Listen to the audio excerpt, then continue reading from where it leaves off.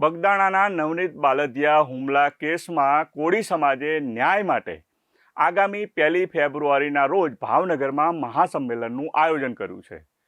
જો કે આ મહાસંમેલનને લઈ કોળી સમાજના આગેવાનોમાં વિખવાદ જોવા મળ્યો છે।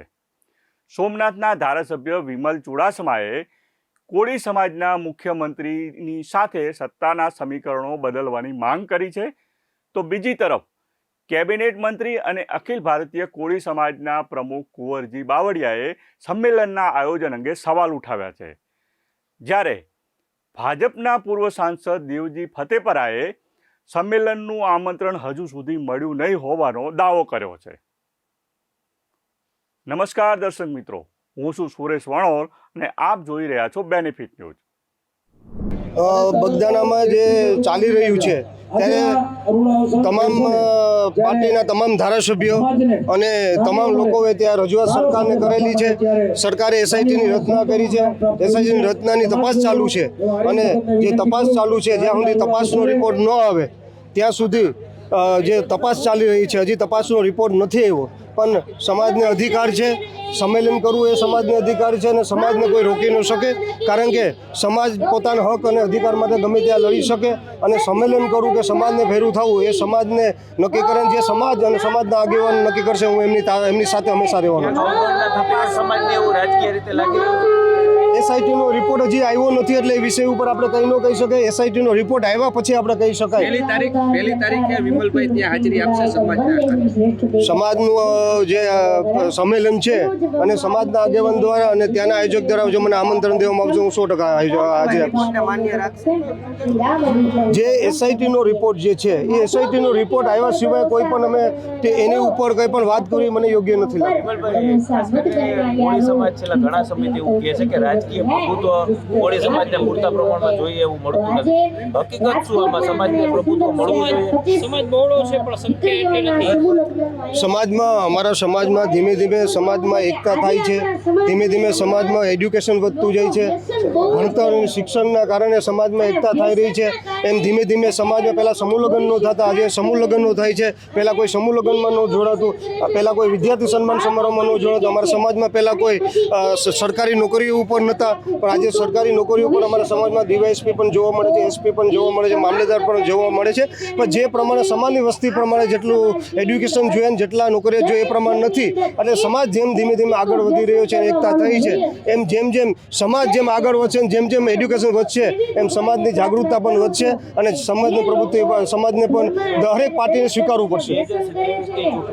કોળી સમાજની માંગ છે કે મુખ્યમંત્રી અમારા સમાજનો હોવો જોઈએ, હકીકત શું આમાં તમે કઈ રીતના જુઓ છો? સમાજમાં મેં કીધું કે જેમ શિક્ષણ વધશે એમ એકતા વધશે। પહેલાં કોળી સમાજમાં બહુ ઓછી ટિકિટો દેવામાં આવતી, હવે સમાજમાં બધી પાર્ટીમાંથી ટિકિટોની પ્રમાણતા વધતી જાય છે અને 2027માં પણ અમે તમામ પ્રયત્ન કરશું કે વધારે વધારે કોળી સમાજમાં ટિકિટો મળે અને વધારે ટિકિટો કોળી સમાજમાં મળે તો કોઈની તાકાત નથી કે કોળી સમાજને મુખ્યમંત્રી બનતા અટકાવી શકે। એ વાત અલગ છે, એમાં હક અને અધિકારો ત્યાં શેના માટે છે એનો ઉદ્દેશ અથવા તો કોઈ વાત નહીં, અમને એ બાબતે કોઈ અમને જાણ કરી અથવા તો એ બાબતે અમને વિશ્વાસમાં લીધા અથવા જાણ થયું અમને હજુ સુધી છે નહીં। એમના 2-4 લોકો કોઈ જાહેરાત કરી દેતા હોય તો એવું મહાસંમેલન ન કહેવાય।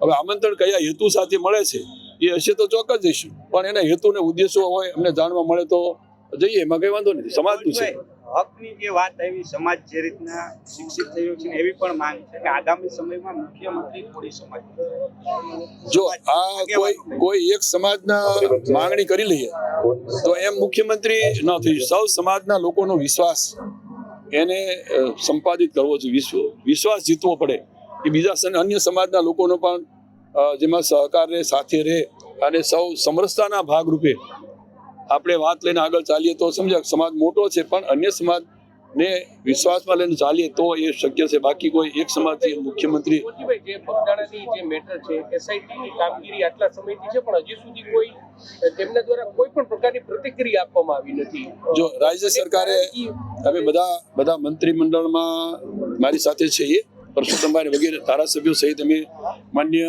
મુખ્યમંત્રી સાહેબને પણ મળ્યા હતા અને સાથે ગૃહમંત્રીને પણ આ બાબતે વિગતો સાથે મેં જાણ કરી અને અમે જ્યારે મળ્યા પછી તરત જ એમને એસઆઈટીની એની રચના કરી, એની જવાબદારીઓ સારી રીતે તપાસ માટેની પણ સોંપ્યું એટલે એ તપાસ કરે છે અને એમાં એ સિવાયના લોકોને પણ એમાં પૂછપરછ માટે બોલાવ્યા છે. એમાં જે કઈ નીકળશે એ સરકાર પણ એના માટે ખુલ્લા મને છે કે એના માટે પગલાં લેવા છે. કોઈ પણ હોય આમંત્રણ મળે તો ઉપસ્થિત રહેવાના છો તમે? સમાજનો એ આમંત્રણ ખાસ કરીને આપવાળા કોઈ મિત્રો બોલાવતા હોય તો એમ તો ન જ રહીએ, પણ એનો હેતુ ઉદ્દેશ શું છે અને નવનીતભાઈએ ખુદે જ જાહેરાત કરી છે. એ પોતે વ્યક્તિ કઈ જાહેરાત કરે તો સમાજ, હું જાહેરાત કરી દઉં તો સમાજને કોઈને વિશ્વાસમાં લીધા વિના હું કહું તો પણ બધા લોકો એમ ભેગા ન થઈ જાય. પણ એનો હેતુ ઉદ્દેશ શું છે એને ધ્યાનમાં રાખીને જો મુદ્દા મુકાય સૌને વિશ્વાસમાં લઈને કરે. એ અમારા સૌરાષ્ટ્રમાં સમસ્ત કોળી સમાજના રાષ્ટ્રીય અધ્યક્ષ માનનીય કુંવરજીભાઈ બાવળિયા, એમને પણ જાણ નથી. હું પણ પ્રદેશમાં હોદ્દેદાર સૌ સમસ્ત કોળી સમાજનો, વેલનાથ સેનાનો અધ્યક્ષ સૌ ગુજરાતનો, અમને પણ જાણ નથી કે આ માહિતી અમને છે નહીં. ત્યાં લગી તો ક્યાં હેતુથી બોલાવતા હોય, કોણ બોલાવે છે, એ અમને કાંઈ ઈમેલ ખબર છે. કદાચ તમને આમંત્રણ મળશે તો ક્યાં ના, એજન્ડા શું છે, એનો હેતુ શું છે, એ તો પહેલાં એને ખરેખર સંમેલન બોલાવવું હોય તો જે નોખા મંડળ હાલે છે, વેલનાથ મંડળ હોય, માનધાતા હોય કે સમસ્ત કોળી સમાજ હોય, એ સમાજની ગુજરાતના આગેવાનોની મિટિંગ બોલાવી છે કે આપણે આ હેતુથી અમે ભાવનગરમાં સંમેલન બોલાવી રહ્યા છીએ. તો બધાને ખબર પડે ને આનો હેતુ શું છે. પણ આ તો એક બે વ્યક્તિ ભેગા થઈ અને જો બોલાવતા હોય, જાહેરાત કરી હોય, તો એમાં કોઈ પણ પ્રકારની મને પણ જાણ